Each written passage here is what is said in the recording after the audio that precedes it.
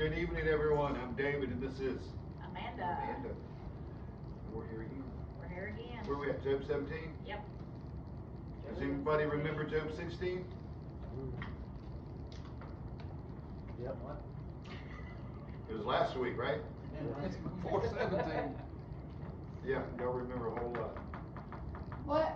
I'm sorry. I see. No one pays attention to me. Job was talking back to his friends. Yes, very good. He's talking back to his friends, talking to God. He's doing a lot of complaining about everything. And I think we left off where we were pretty sure he was kind of, what's the word I'm looking for? Distraught, Yes. conflicted, and 17 continues that thought. So we're going to jump right into it. It's remarkably short, so it probably won't take us too long. Woo! I mean, Yeah, Caleb loves Thursdays. All right, so we're going to jump in. 17:1. I'll read 1 through 5. That's how my Bible breaks down. Okay. Or yours breaks down. But, all right, Job. My spirit is crushed and my life is nearly snuffed out. The grave is ready to receive me. I am surrounded by mockers. I watch how bitterly they taunt me.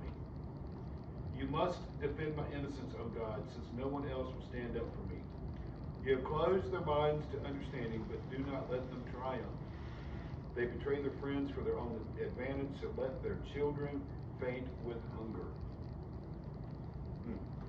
Now that first part,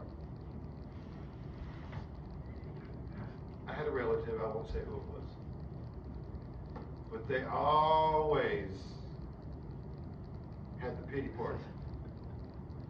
And when you read these words of Job, I think of that person. Woe is me. No one loves me. No one comes to see me. No one cares about me. You know, the grave is ready to receive me. Remember Fred Sanford? I'm coming, Elizabeth! Or whatever her name was. Yeah, I forget the name. Elizabeth. Elizabeth, yeah. Yeah. That's what I think of here. Now, granted, he's kind of had a rough, couple months, I guess. If you don't get technical, he's probably had a rough year. Yeah, whatever amount of time. So he is justified somewhat, I think, in his pity and his. He can live in 2020. Yeah. Yeah, it's not been a good year, but at the same time, you can almost hear him going a little bit overboard here. It's the way I read it. He's really down in the dumps. Is that it? You know those people get down in the dumps and you just like. I think he's just ready to die. Just get it over with. I think you're right. He is. He thinks that would be a better option than living. If he went ahead and died. So let's look at what he says here. You know, his spirit's crushed. We know that. He's crushed. He's lost everything pretty much. Now, his life is nearly snuffed out. I'm assuming this means that his health is starting to be affected at this point. He hasn't really talked about that. Yeah, like Mark said, he hasn't been eating. Right. He's covered in boils and lacerations. Because, by now they've done opened up and started oozing out.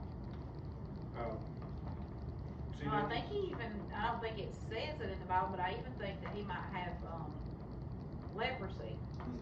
Because I think I had read in one of my many He was treated like commentaries that, even like some of his fingers and stuff like that, it started falling off. Oh wow, yeah, that's really not covered here openly. It's probably here somewhere in the old language. But yeah, so his life is, to him, it looks like he's dying, and he's kind of waiting for it. Now let's look at what he says in verse 2. I am surrounded by mockers. I watch how bitterly they taunt me. I think this is more painful to him than the physical all his problems. friends turned against him. What? All his friends turned against him. Yeah, I think that is the most painful thing he's experiencing right now. Not the loss of his family and the loss of, his health, but the fact that the people he thought were his friends simply don't listen. They don't believe him. And they are mocking him. Wouldn't you agree? Oh, yeah. I mean, you kind of got to think, have you ever been in those shoes where you had friends you thought you could trust, and then they turn around and do something to you, and it does kind of shatter your faith in people, and your faith in yourself and your hope. So he is really having a hard time mentally here with this. So he pleads to God, "You must defend my innocence, O God, since no one else will stand up for me." Now remember something here. Who is he blaming for this? Who's Job blaming? God. Well, Yeah, he's blaming God. Why is he now saying God must stand up and defend me? because he knows God's the only one that can. Because God has always had his back and he's always felt safe. But if God is doing it to you, why would God defend you from it? Maybe because he's having the, I don't know, you know how we kind of battle sometimes? Maybe, he's at that mind frame where he's like, God's not doing it and God's the only one that can bring me out of it, So, Yeah, or even if God is doing it, God can't change it and bring me out of it. So he's the only Yeah, one with power. you're right, but it almost sounds like he is being very wishy-washy about who he now believes is doing this to him. Yeah. I don't think it's that. I think he blames God for doing this to him and everything, but I think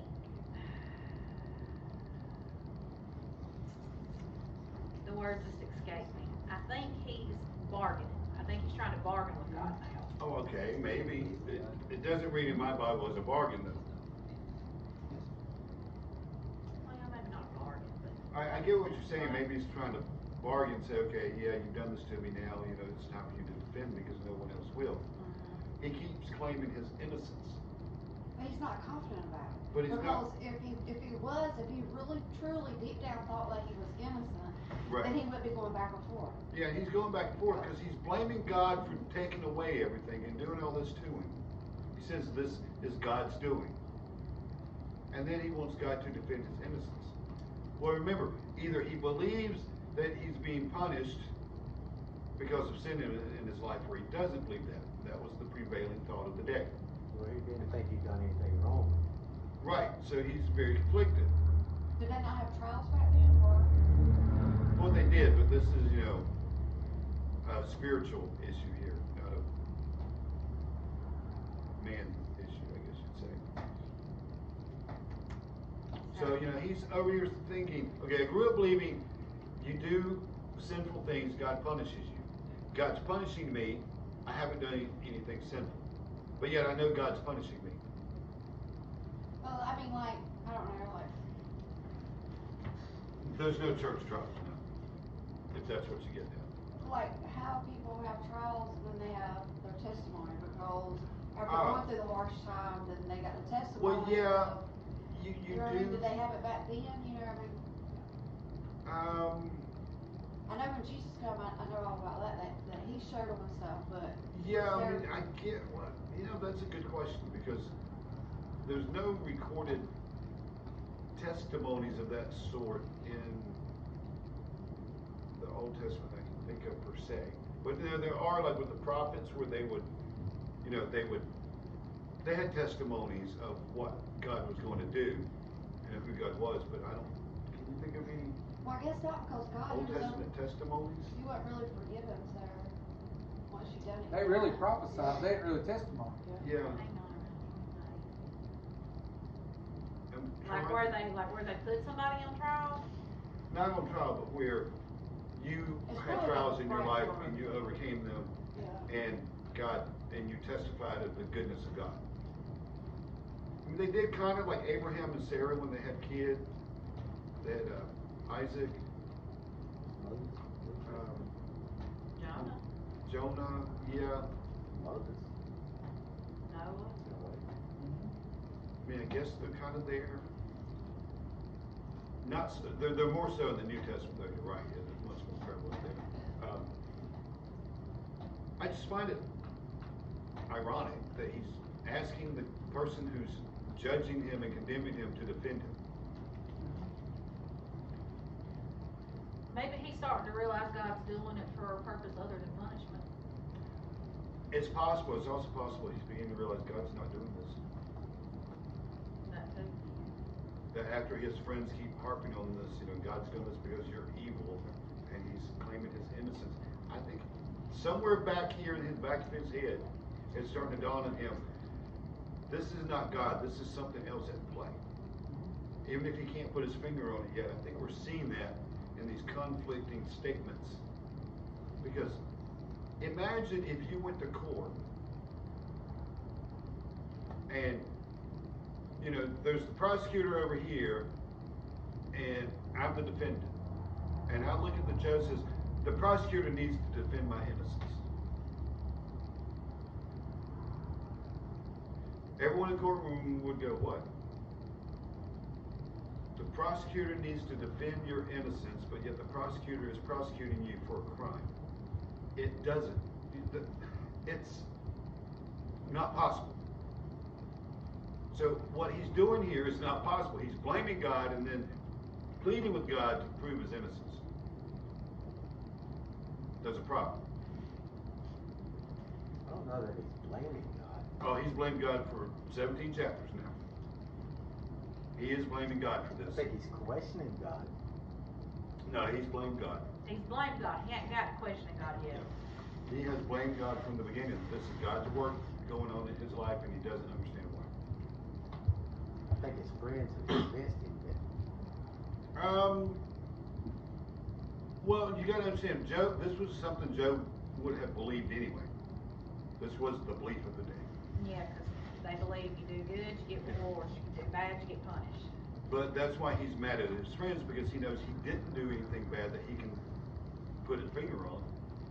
So therefore, everything that his friends tell him is true, but it doesn't apply to him, and they won't listen to them. And their delivery sucks. And their delivery sucks. But he has blamed God for 17 chapters now, and now he wants innocence. Okay, now this next part is very important. Forward. You have closed their minds to understanding, but do not let them triumph. They betray their friends for their own advantage, so let their children faint with hunger. David Gusick makes a very good point on this passage. His friends are accountable for the words they've spoken to him. But at the same time, Job acknowledges, and it is true, that God has closed up his friends' understanding of what's actually happening. And that most likely that he's done that because he has displeasure in what they believe. So because what they believe is wrong, God is letting them not understand the truth and to live in their wrong-headedness, for which they will be held accountable one day. I want you to think about that. We often hold on to our beliefs,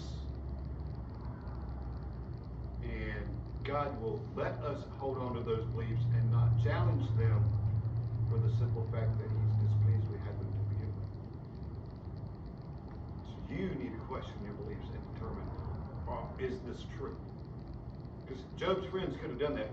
Job's sitting there pleading with them, I have not done anything wrong, but they will not question what they believe. And that's sinful in itself when you think about it. Caleb and I would call it arrogance. They're so sure of what they believe is true, they refuse to even think about the possibility it's wrong. We have that problem today in 2020 in America. Just so you know, it's out there. It's in the church.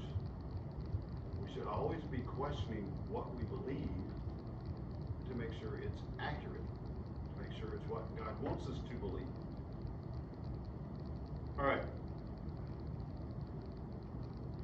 And you can see he's got a little bit of a mean side going here in the bottom of verse 5. He says, so let their children faint with hunger.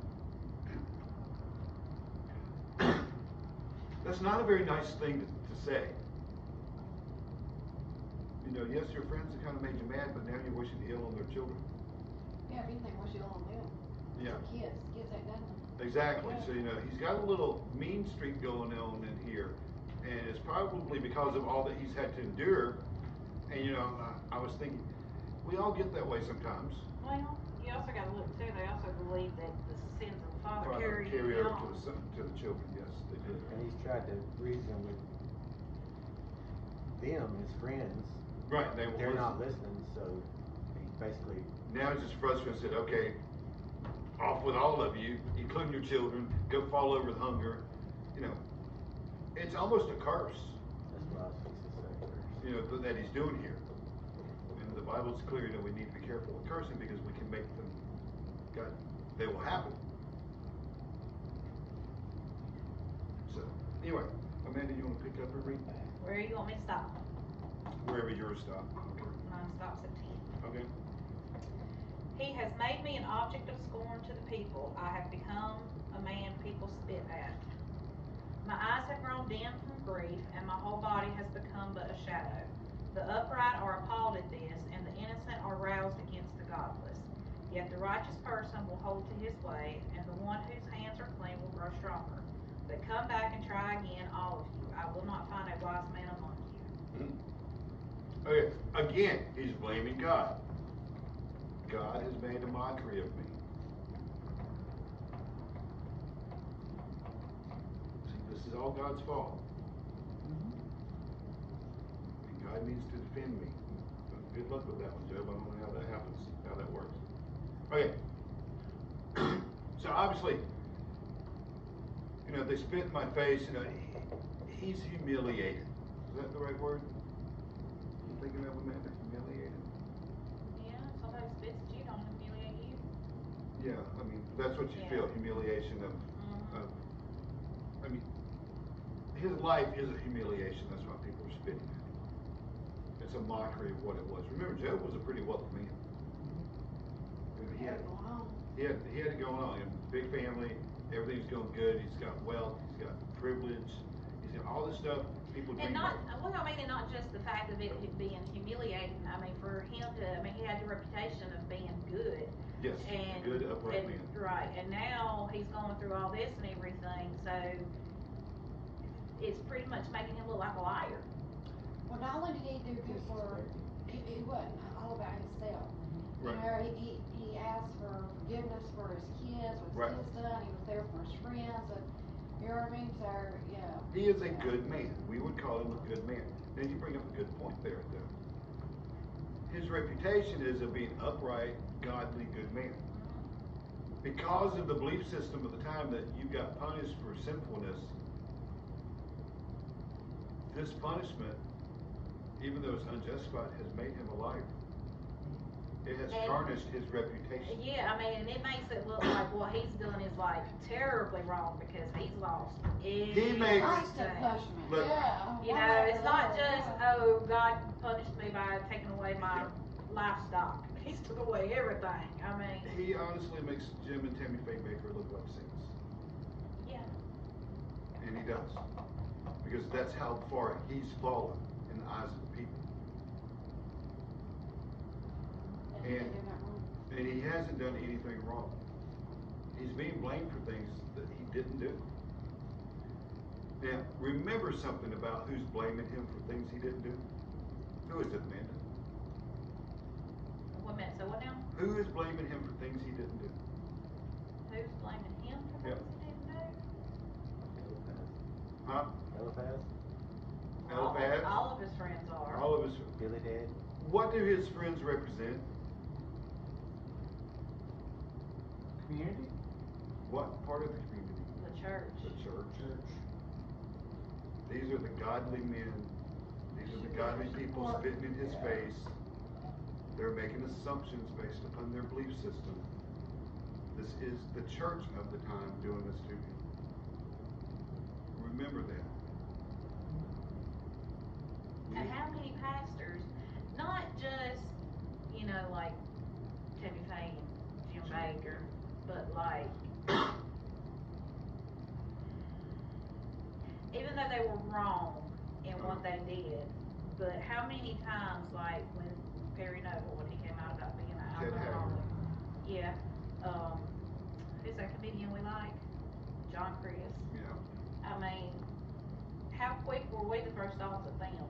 Oh, very quick. This is the problem. Even though they were guilty and Joe was innocent, it's But you still the way don't it know, looks. you don't know that in the beginning till you have information. Right. And, you know, the accusations can be made by anybody. Job's 3 closest friends are making accusations against him that are simply not true. Well, it's easier to prove guilt than it is innocent. Yes. You know, if you got a church community looking at Eliphaz, what's his name? Eliphaz, Bildad, and Zophar, you know, 3 pillars of the community accusing Job, who do you think the church is going to believe? 3 pillars. Yeah, especially when you see the evidence of what's happening to Job. But they would all be wrong. Just like when the Pharisees blamed Jesus. Yes, just like when the Pharisees blamed Jesus. Everybody in the church could agree on something and everybody could be wrong. This is what we have to remember. That's one of the lessons here that we need to be careful of. That we don't jump to those conclusions, that we don't assume things until we know facts. And you have to take into consideration the character of the person who's being accused. You have to pass judgment. Yeah. You know, God tells us not to judge. Well, his friends and his community is judging him. If they're spitting in his face, they're judging him. So, you know, there are real-time, real-day lessons here we, the church family, can learn if we're willing to learn them. How does your verse 6 read? Verse 6, God has made a mockery of me among the people that spit in my face. And then verse 7, my eyes are swollen with weeping, but I am a shadow. I am but a shadow of my former self. Verse 8, the virtuous, meaning the church, are horrified when they see me. The innocent, meaning the church, rise up against the ungodly. Job is the ungodly here because he's being stripped of everything all the blessings he had have been stripped away.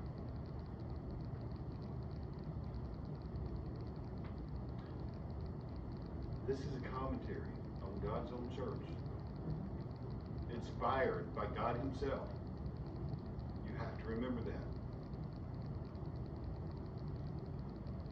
Whoever wrote this book because God directed them to write this book, to include these words. They're here for a purpose. And I think that purpose is, it does allude to what comes later with Jesus of the church at the time, the virtuous and the godly turning against God himself. They should be there supporting him, or rising him. Right. And I think this is, you know, God's warning way back before that happened, that this is not what the church is supposed to be doing. But nobody listened. Nobody still doesn't listen. You know, if you're guilty, you're guilty. God knows who's guilty and who's innocent. We should not assume. You think Joe's being a little sarcastic right now? Yeah, a lot. Just to some extent. He's being sarcastic and he's not, I guess you'd say. Well, being sarcastic in the sense that he's saying they're so righteous and he's not. But he knows he is. Right, yeah. He's calling himself ungodly because that's how they view him. He's looking at it through their eyes. Not that he's agreeing with it. 9, the righteous keep moving forward. Now he's referring to himself now as the righteous, okay? He's flipped the script there. The righteous keep moving forward, and those with clean hands become stronger and stronger. So he's saying, yeah, these people that call themselves the virtuous are different than the true righteous. Because the righteous people really do they push through those trials. Yeah, if the shoe was on the other foot, he would be supporting them, not Right. trying to down them. You know, Yeah. you keep going, even though you're being struck down constantly, you keep pushing because you're righteous, you know you've done nothing wrong, and you get stronger and stronger. It is the testimony. He's alluding to, most likely, I believe at some point, he's gonna overcome all this and be stronger and better for it. He just doesn't know when. But yeah, he's gone from being sarcastic now to stating his case that he is the righteous, and he is he has clean hands. Now, this next statement, verse 10, is absolutely he's slapping his friends upside the head. As for all of you, come back with a better argument. Though I still won't find a wise man among you. He just told all these people they're fools. Now, if they were friends, they may have been lifelong friends. I doubt they're going to be friends much longer. Because he pretty much slapped them upside the head. So they need to go back and read Psalms. Maybe go back and read the fine print. Psalms, whatever, Psalms. but yeah. Yeah. Get the facts straight. So yeah, you know, they are really, he's really upset with these people.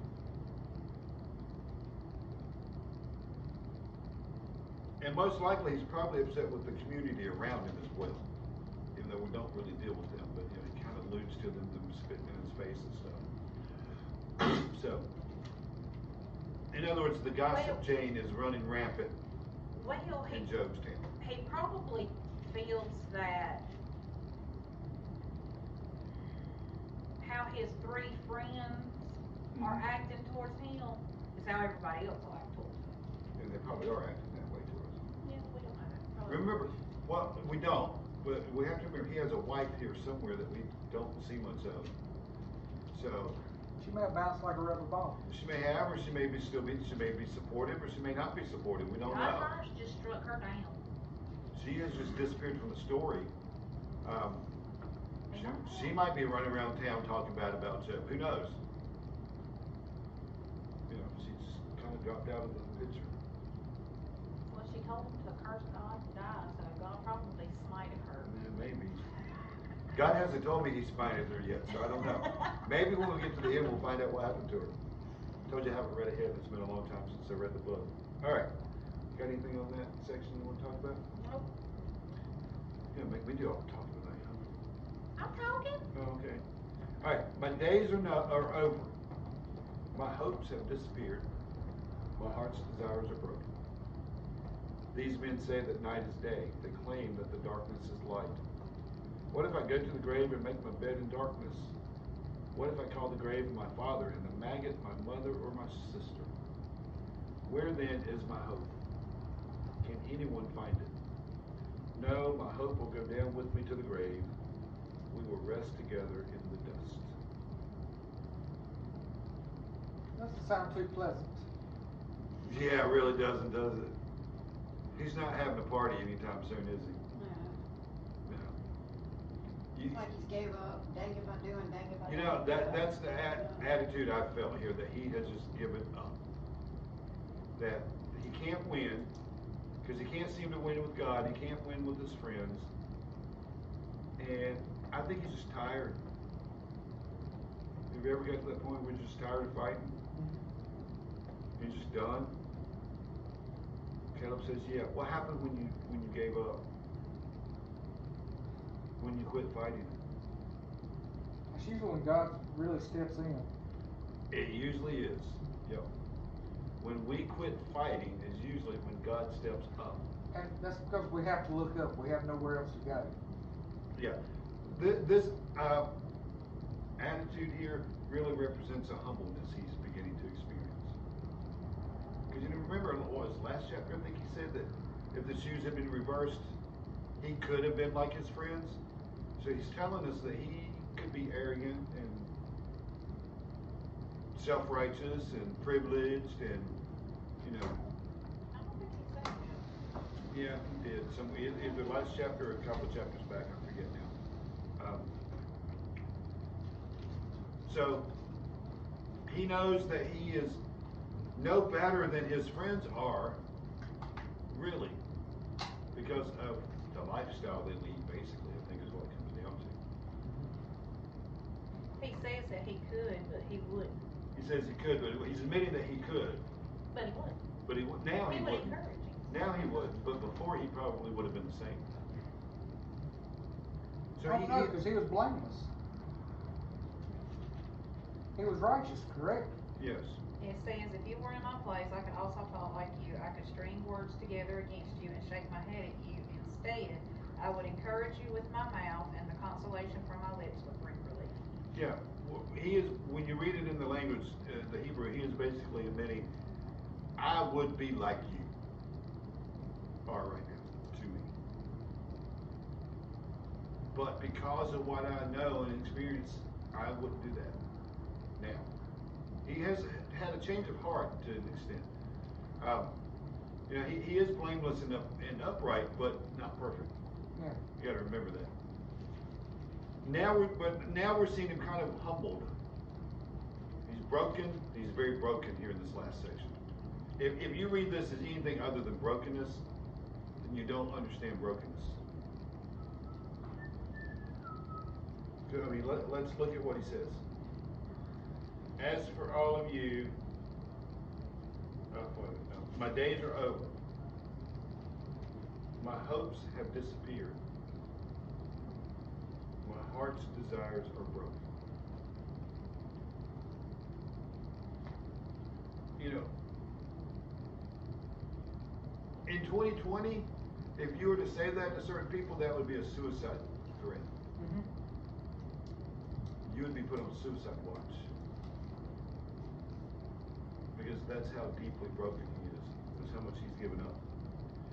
Now, these men say that the night is day. They claim that the darkness is light. That's where he's referring back to their argument they made with him. And he asks the question, what if I go to the grave and make my bed in darkness? What if I call the grave my father and the maggot my mother or my sister? Where then is my hope? Where's the hope in death?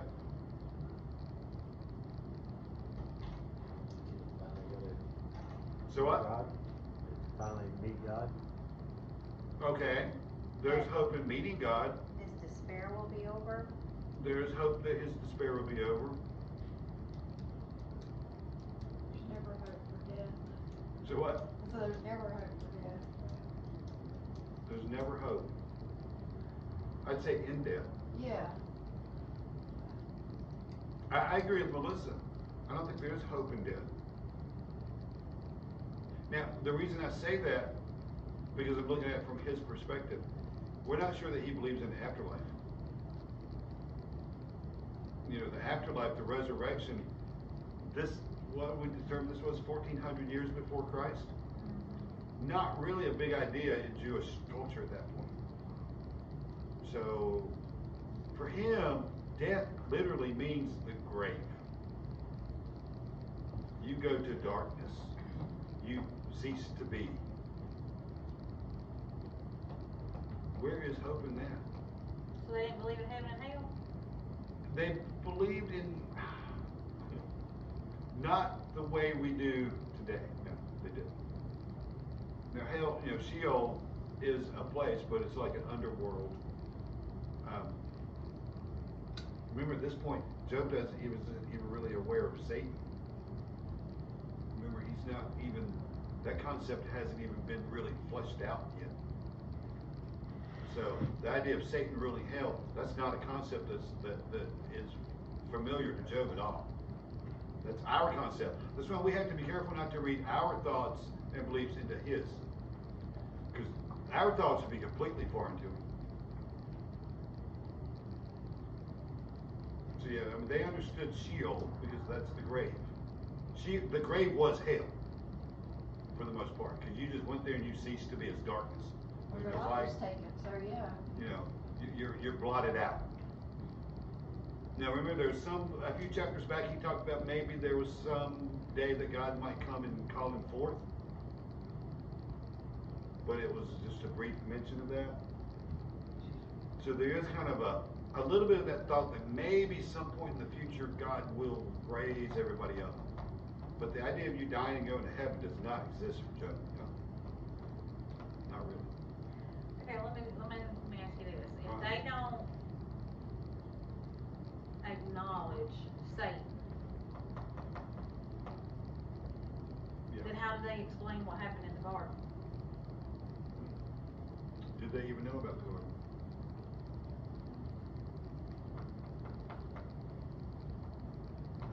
I don't know. You assume because it's in the Bible, they all would know about the garden. But I haven't studied the book of Genesis to know when it was actually compiled. It has not existed since the beginning of time. And you'd have to compare when Job lived versus when the Torah really came into being and what the form of it was at that time, 1,400 years before Christ. So yeah, the story of Garden of Eden may have been nothing more than a fairy tale you told kids back then. Might not even have been on paper at that point. I don't know off the top of my head. You have to do some research into that. You also have to remember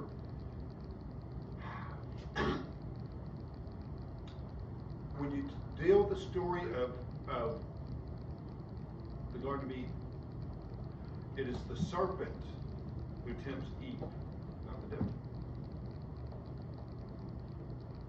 Lucifer is not in the story. We put Lucifer in the story Because we know who he is. because we know who he is. We put him in there as representing, as the serpent representing Lucifer. The story is written, the serpent tempted Eve. Like I say, you have to be careful not to take your modern day thoughts and knowledge of the Bible and apply it to that time period, because they would have been that's a foreign concept to them. And when you do that, when you remove your thoughts from their thoughts, it separates till you begin to understand why they believe and why they struggle the way they do. And it's a hard thing to do because we just automatically assume, well, if we know that, they knew that. Not true. All right, so where is my hope? Let's say the grave was Sheol. Sheol is death. That's hell for most Jews at that point. And, he talks about the grave, my father, the maggot, my mother, meaning, the maggot that eats the body. They didn't put them in nice little vaults where the maggots didn't get in there. You got 8. They put you in the ground, you got 8. So, it's a disgusting thought, but that's how it works. So where then is my hope? Can anyone find it? And he's talking to his friends. Can anyone find my hope here? No. My hope will go down with me to the grave. We will rest together in the dust. So for him, the grave represented the end. There's no more hope. But there is, Hillary, to your answer, some bit of respite from all his suffering, because once he dies, he won't have that either. So there is, hope will go with him, but the hope is, I don't suffer any longer. I'll be free of this pain. But there's no more hope after that. He does not have hope of resurrection. He doesn't have hope of a Savior coming to call him on the rapture day to pull him forth from the grave and give him a new body. Remember, that wasn't written till close to 1,500 years after this story was written. He has no hope of that. We have hope of that.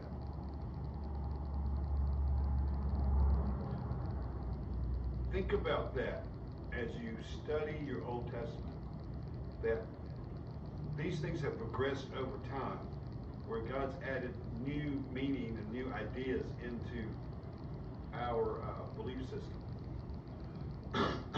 That it's constantly changing. This book, most of it is old.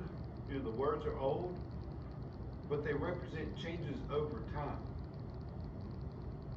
Because if you go back to what happened in Genesis, the world changed from that time to the time of John writing the book of Revelation.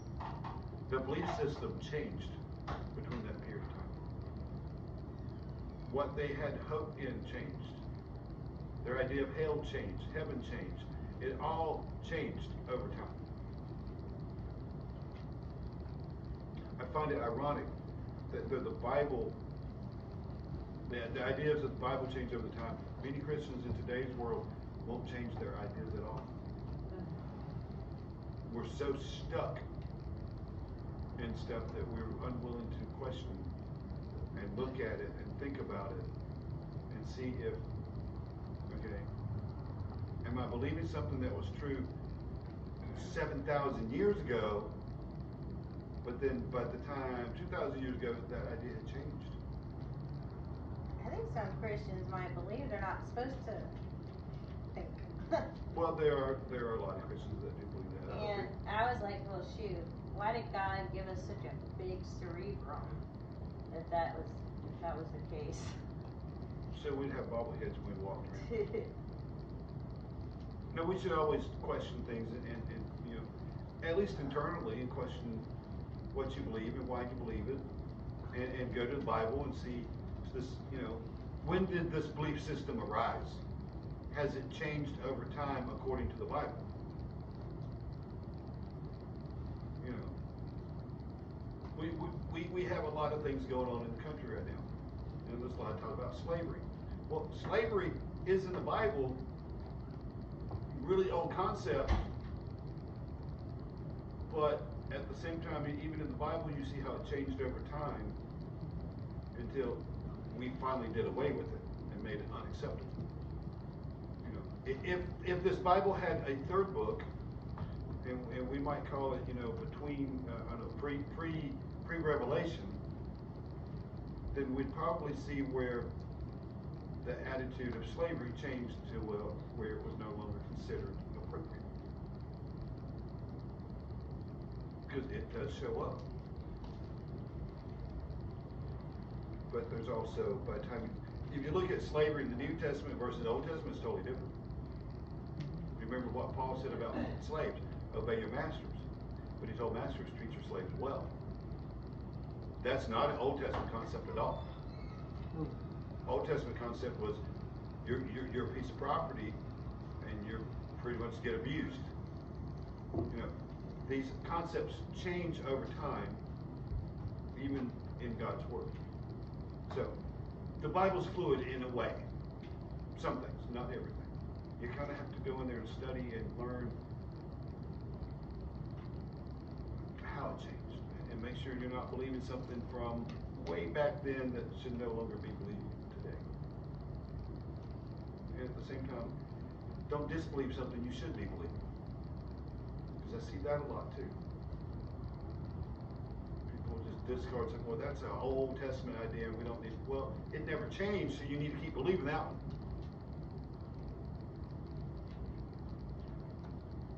But Hillary's right, you really do have to use the gifts God gave you in the brain and think these things through, consult Him, and pray about them. All right, you got anything else on this chapter?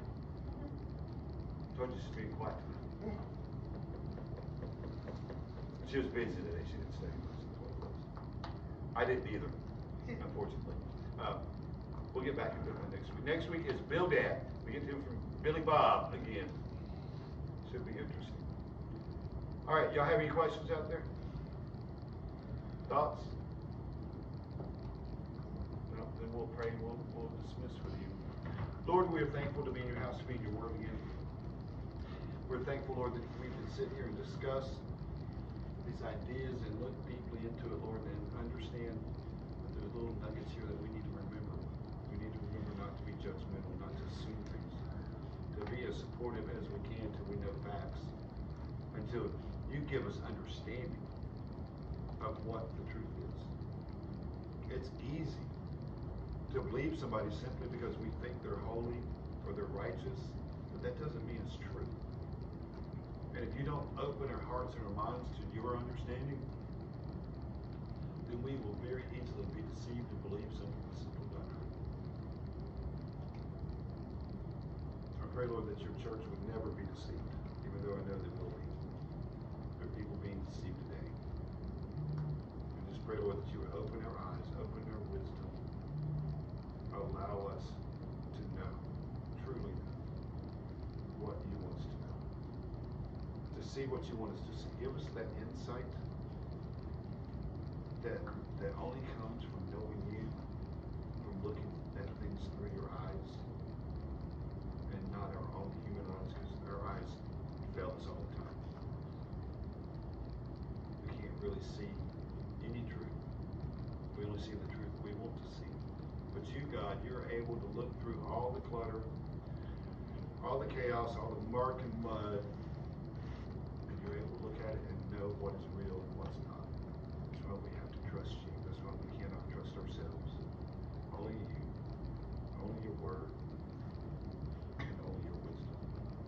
We pray tonight for this country, Lord, that you would begin to lead us in the direction you want us to go, that you would lead us, Lord, each step, that you would give us hope and unity and faithfulness in you, that we'd quit looking for a Savior among ourselves. Because you are the only Savior we have, the only one we need. Lord Jesus, it is in your holy name we pray tonight. Amen. All right, we'll see y'all Sunday.